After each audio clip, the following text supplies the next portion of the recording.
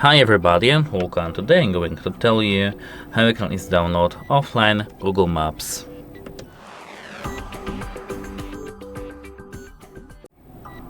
So at first, to download the offline Google Maps, we have to tap on some location, for example here. Now we have to scroll down till we see here this thing. Here we have to scroll to the right and tap more. Here we have to tap download offline map, and as you can see, this is the area we want to download for the offline maps. We can unzoom it, as you can see, zoom it in, but as you can see here we have download will use up to, and if we zoom out, the download will increase, and if we zoom it in, then download will increase. And that's it. Hope it helps you, and goodbye.